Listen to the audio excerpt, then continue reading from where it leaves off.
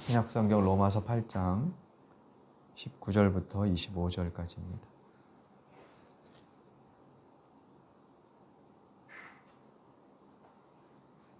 한 절씩 교독하겠습니다. 피조물이 고대하는 바는 하나님의 아들들이 나타나는 것이니 피조물이 영원한데 굴복하는 것은 자기 뜻이 아니요 오직 굴복하게 하시는 이로 말미암습니다. 그 바라는 것은 피조물도 썩어짐의 종노릇한 데서 해방되어 하나님의 자녀들의 영광의 자유에 이르는 것이니라. 피조물이 다 이제까지 함께 탄식하며 함께 고통을 겪고 있는 것을 우리가 아느니라. 그뿐 아니라 또한 우리 곧 성령의 처음 익은 열매를 받은 우리까지도 속으로 탄식하여 양자될 것 곧 우리 몸의 속량을 기다리느니라.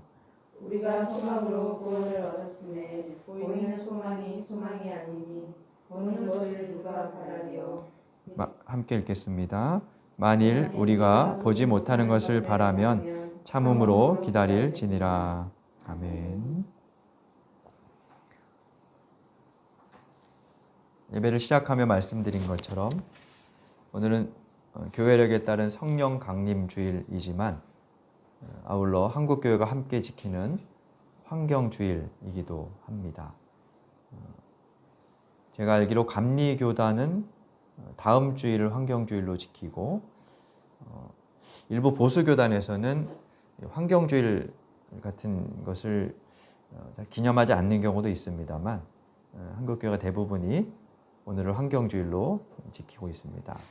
우리 교단인 장로교 통합 측은 환경주일 앞에 경건절제라는 말을 덧붙여서 경건절제 및 환경주일이라는 명칭으로 오늘을 기념합니다. 오늘을 환경주일로 정한 이유는 세계 환경의 날이 6월 5일이기 때문이에요. 그러니까 오늘이죠. 오늘이 세계 환경의 날입니다. 이 세계 환경의 날은 1972년에 UN 환경회의인가에서 이제 논의되기 시작을 했고 본격적으로는 1987년부터 지키기 시작을 했습니다. 그리고 우리나라는 그로부터 약 10년 후인 1996년에 환경의 날을 법정 기념일로 제정을 했어요. 교회도 이에 발맞추어서 6월 5일 즈음인 매월 첫 주일을 환경주일로 지키게 된 겁니다. 하루를 기념한다고 해서 환경 문제가 해결될 리는 없지만 이런 날을 통해 사고의 전환과 관심의 확대가 이루어지기를 기대하며 오늘 말씀을 나누려고 합니다.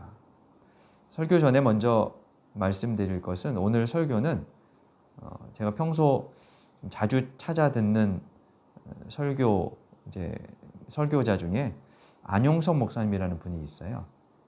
그분이 쓴 로마서 하나님 나라의 복음이라는 책과 그분의 강해 설교를 오늘 이 설교를 준비하면서 상당 부분 인용을 했습니다.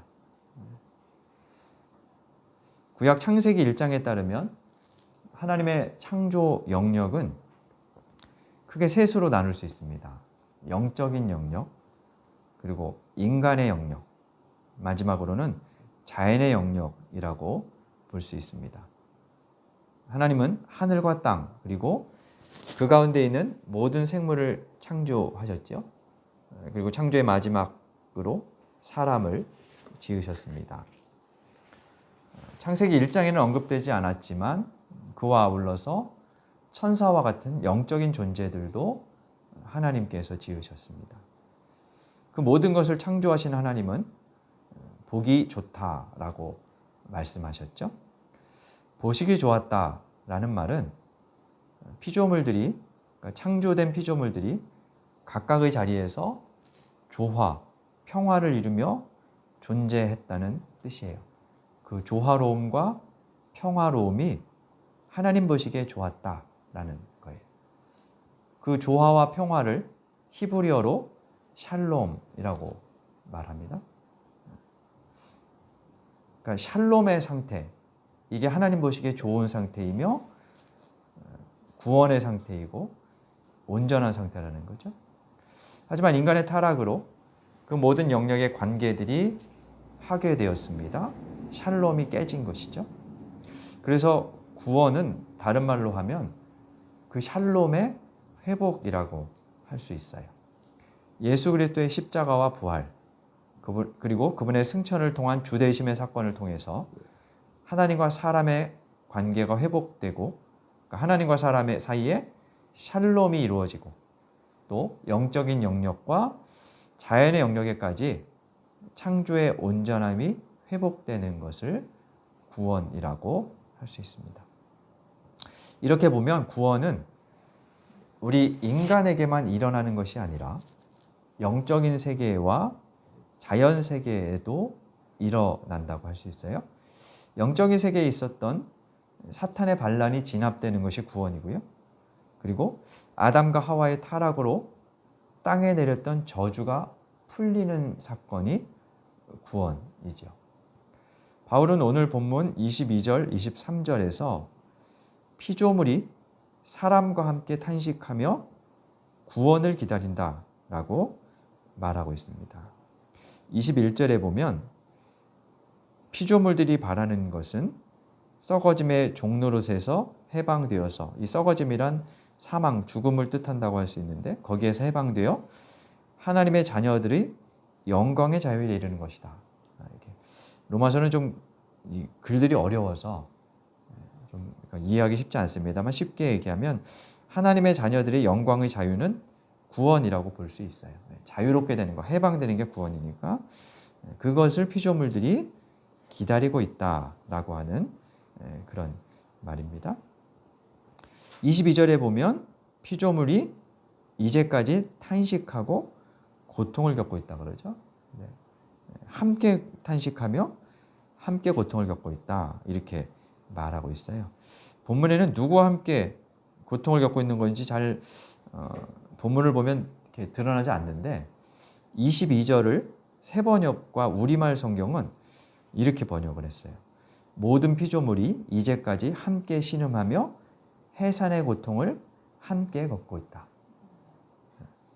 해산의 고통은 언제 생겼습니까? 창세기에 따르면 인간의 타락으로 생겼죠. 근데 그 해산의 고통이 피조물에게도 임했어요. 이 말은 인간과 같은 운명을 겪고 있다는 뜻으로 볼 수 있습니다. 21절에 썩어짐의 종노릇을 하고 있다는 말도 같은 뜻이에요. 사멸의 운명에 놓이게 되었다. 피조물들이 그런 처지로 떨어졌다라고 하는 겁니다. 타락의 결과로 인간이 죽음의 운명 아래 놓이게 된 것처럼 피조물도 그렇게 되었다는 거죠. 그래서 피조물인 자연세계도 하나님의 아들들이 나타나 그 종노릇에서 해방되는 구원의 때를 고대하고 있다라고 19절에서 말하고 있습니다. 자연세계도 구원을 기다린다라고 하는 말입니다. 그런데 이 구원이라는 말을 우리는 보통 영혼 구원이라는 측면에서 주로 생각을 합니다. 그래서 자연에 무슨 영혼이 있어서 구원을 받느냐라고 반문하거나 의아해할 수 있습니다. 그러나 구원 개념은 우리의 영혼에만 해당되는 것은 사실 아닙니다. 기독교인들은 죽은 후에 몸은 썩어 없어지고 영혼은 천국에 간다는 그런 생각을 상식처럼 하고 있지만 사실 엄밀한 의미에서 그 사상은 그리스의 철학자 플라톤에게서 유래한 것이에요. 플라톤은 영육 이원론에 그 어떤 심취했던 그런 사람인데 그와 같은 사상이 이제 성서 해석에 이제 들어온 거죠. 그래서 성서적 의미에서 구원은 사실은 좀 개념을 바꿔서 설명할 필요가 있어요.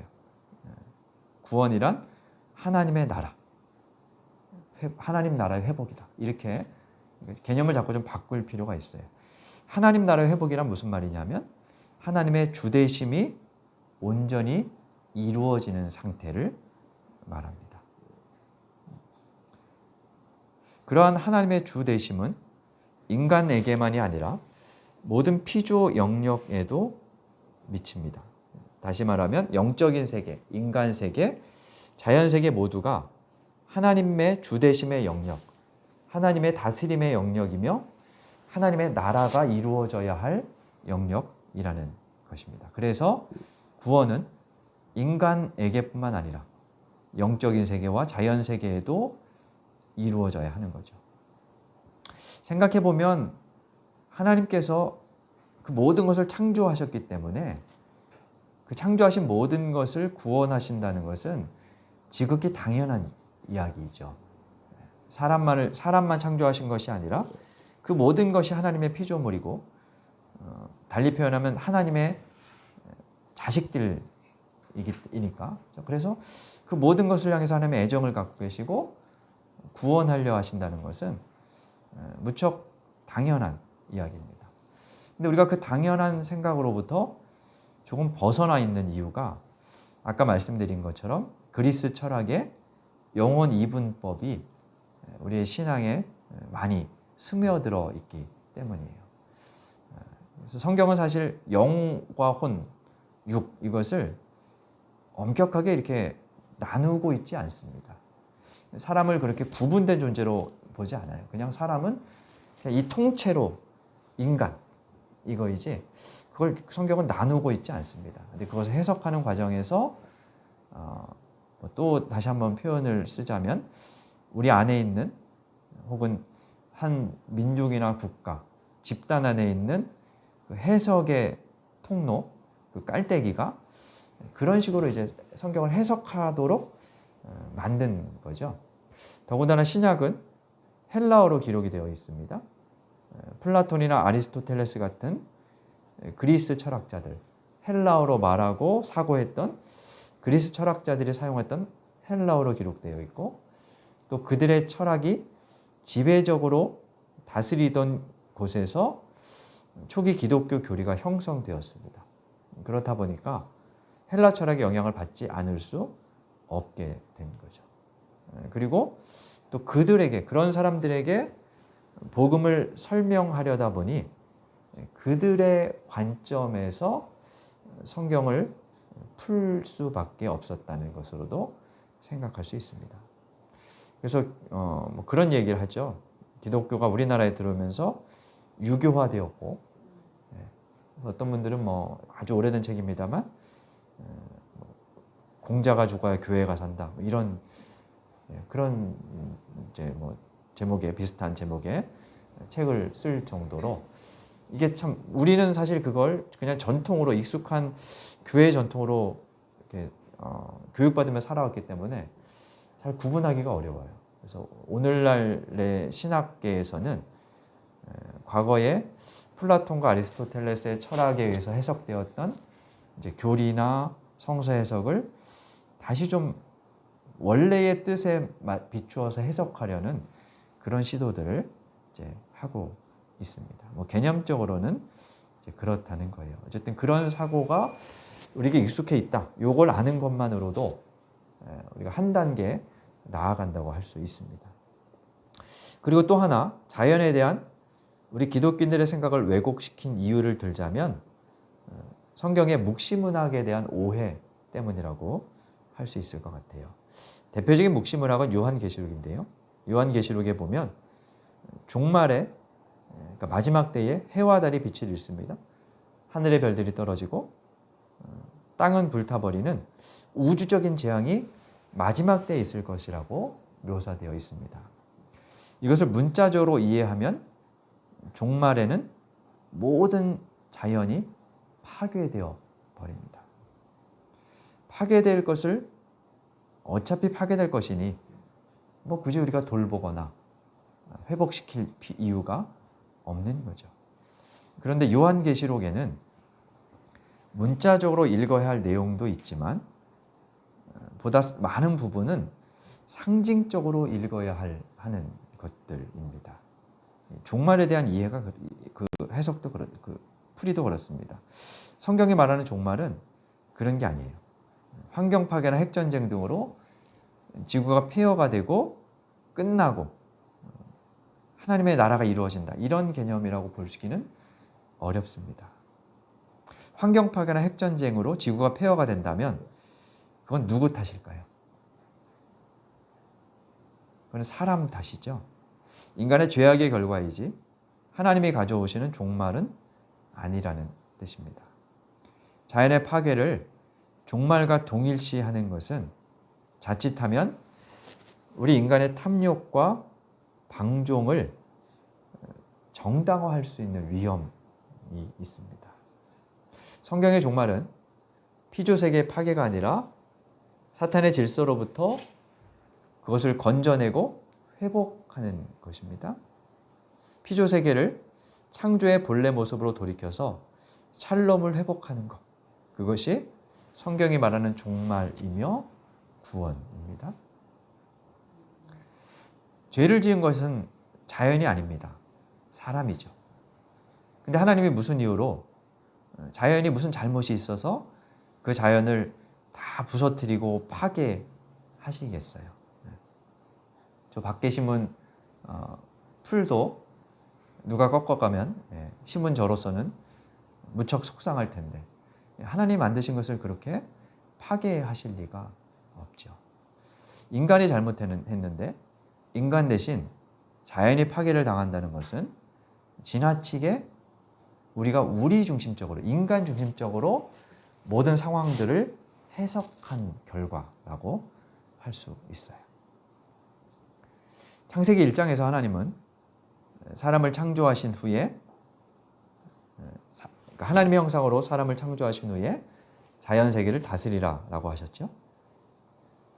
여기서 형상, 하나님의 형상이란 말은 여러 가지로 해석할 수 있습니다만 그 단어의 의미는 사실 고대 근동에서 제국의 왕이나 황제가 곳곳에 세워두었던 왕의 조각상을 가리키는 말입니다. 이 조각상의 기능은 왕의 통치가 거기까지 미치고 있음을 보여주는 것이에요. 옛날 사람들은 평생 한번 자신들을 다스리는 왕의 존재를 볼 수 없었을 겁니다. 그런데 그 먼 변방 지역에 황제의 초상이나 조각상을 세워둬요. 그럼으로써 그 먼 땅 끝에, 그러니까 제국의 끝에 있는 사람들도 아, 저분이 우리를 통치하는 왕이구나. 우리는 그의 다스림 아래 있구나 라고 생각하며 머리를 조아리게 되는 거죠. 지금은 사라졌습니다만 우리나라도 권위주의 정부 시절에 대통령 초상을 관공서 혹은 학교 교무실 같은데 이렇게 걸어두었던 것을 볼 수 있습니다. 김대중 정부 때부터 없어졌다고 하던데요. 그것을 걸어둔 이유가 뭘까요? 그 대통령의 권위를 더 드러내기 위해서이고 안 보는 곳에 또 곳도 내가 다 다스리고 있다. 뭐 이런 것을 말하려고 하는 거겠죠. 그의 위엄 뭐 이런 것들을 보여주려고 하는 걸 겁니다. 그렇게 하기 위해서 고대의 왕들도 자신들의 형상, 조각상을 세웠습니다. 그런데 하나님께서 사람을 당신의 형상으로 만드셨어요. 그리고 자연세계를 다스리라 라고 하셨습니다.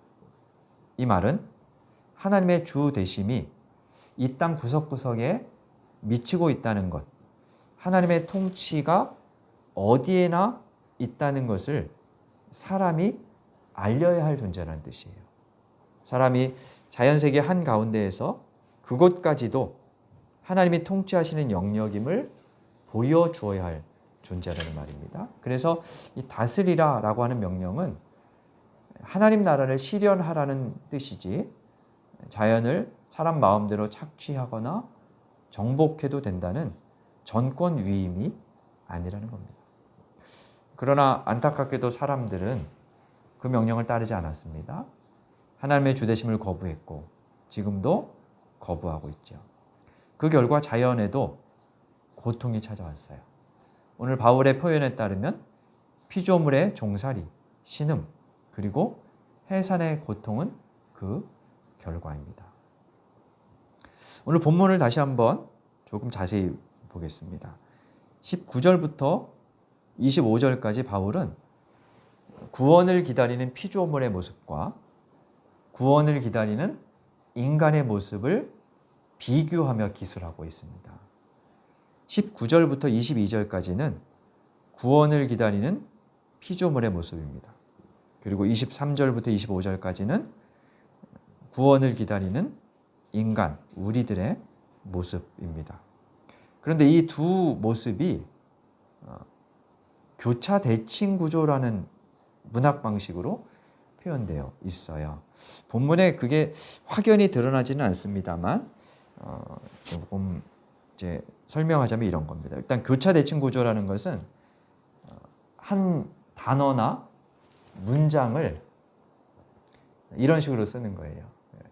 A, B, C, D 이렇게 쓰고 그러니까 A, B, C, D 그 다음에 D, C, B, A 이런 식으로 역순으로 이 구조를 만드는 겁니다. 라임을 맞추는 거죠.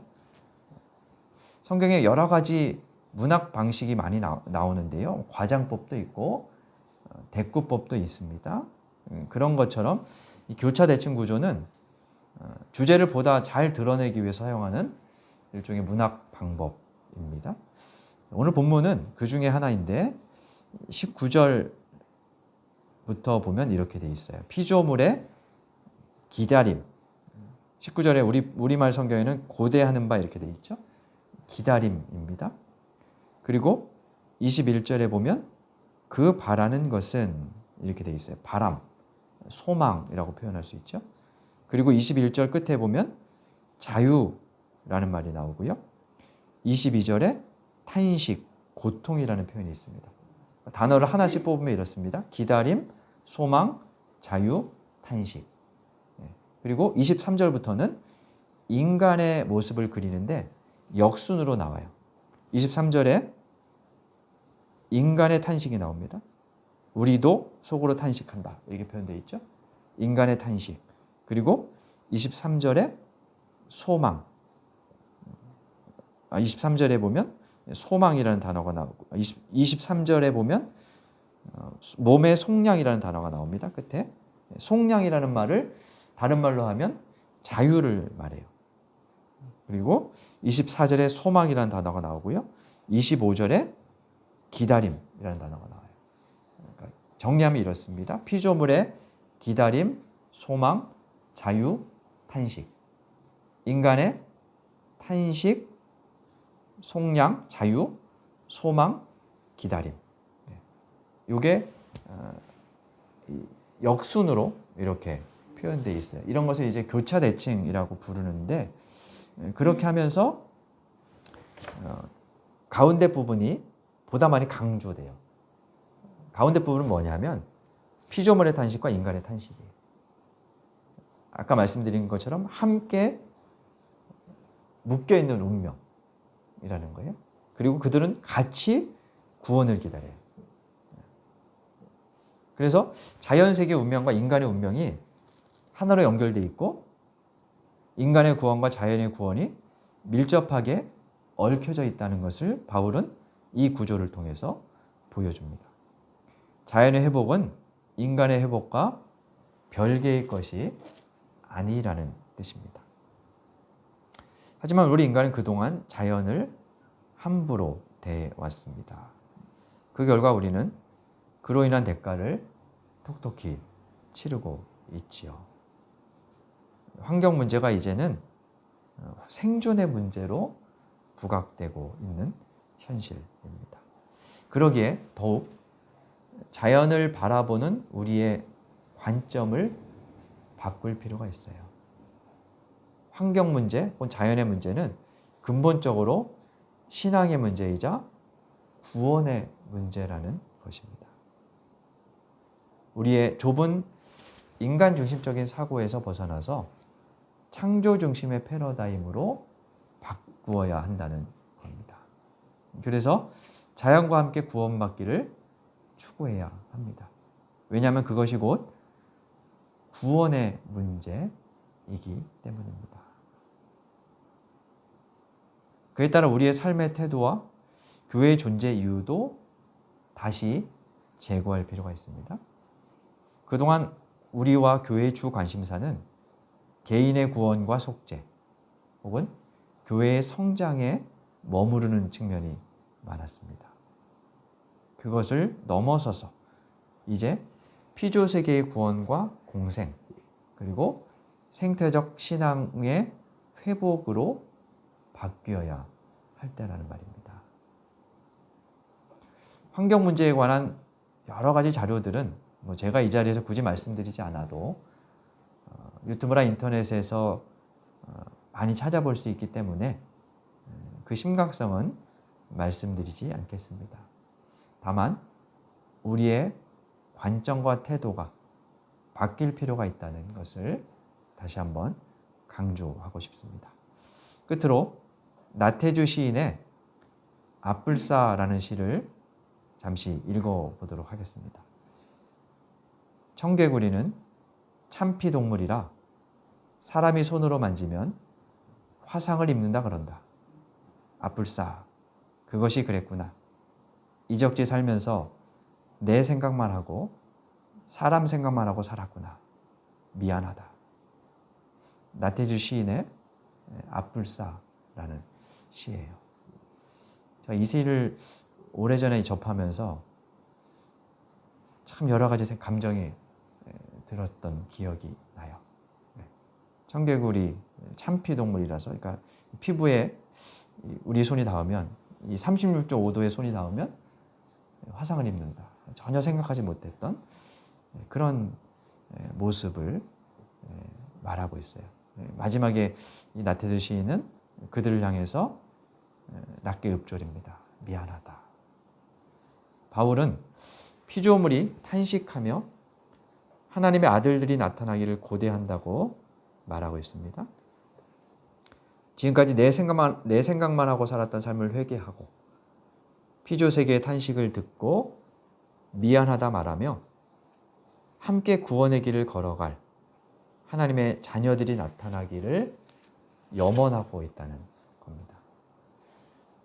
저도 청개구리에게 화상을 입힌 공범입니다만 오늘을 계기로 피조물들의 탄식에 공감하며 함께 구원받는 길을 걸어가야 하겠습니다.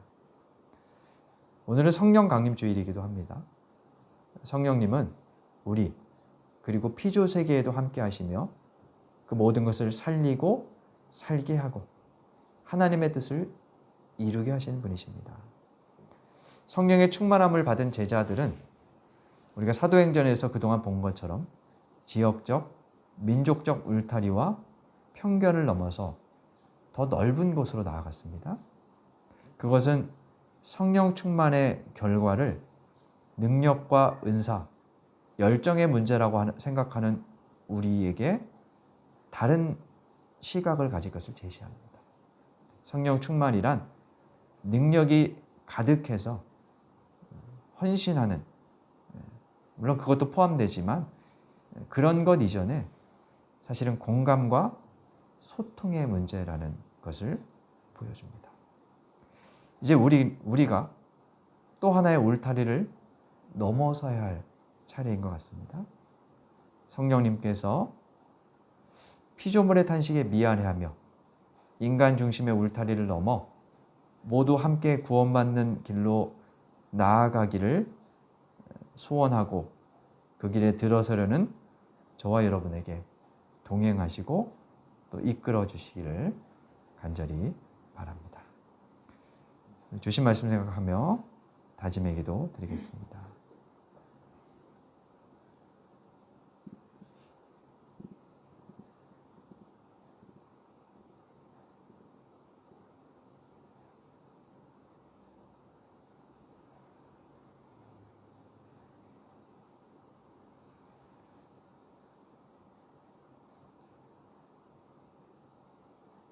하나님, 저희는 이적지 내 생각만, 사람 생각만 하고 사느라 옆에서 신음하는 이웃들, 탄식하는 피조물의 소리를 외면하였습니다. 오히려 그들의 고통에 고통을 더하고 탄식에 탄식을 더하는 주범이었습니다. 저희를 긍휼히 여기시고 용서하여 주옵소서. 이제 오늘 환경주의를 맞으며 사고와 삶을 전환하고 넓혀 이웃과 피조물의 아픔에 공감하고 함께 구원받기를 힘쓰는 하나님의 자녀가 되게 하여 주옵소서. 그 길을 걷고자 하는 저희들에게 동행하여 주시어 성령님께서 주의 뜻을 이루며 살게 하여 주옵소서. 예수님의 이름으로 기도드립니다. 아멘.